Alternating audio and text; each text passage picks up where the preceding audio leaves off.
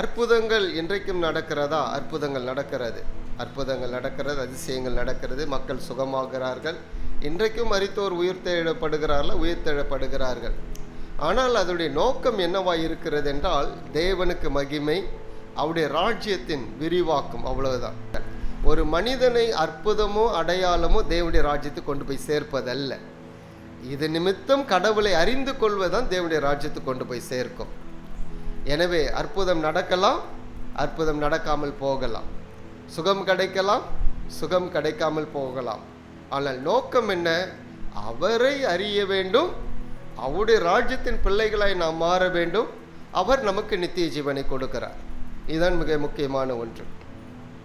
எல்லா மதங்களும் இருக்குது, எல்லா இடங்கள்ல இருக்குது. அற்புதங்கள் அங்கெல்லாம் நடக்கவில்லையா?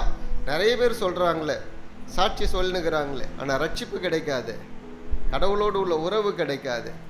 அது இங்கே மாத்திரம்தான். ஒரே தேவன், ஒரே கடவுள், அவர்தான் படைத்தவர், அவர்தான் நமக்காக வந்தார்.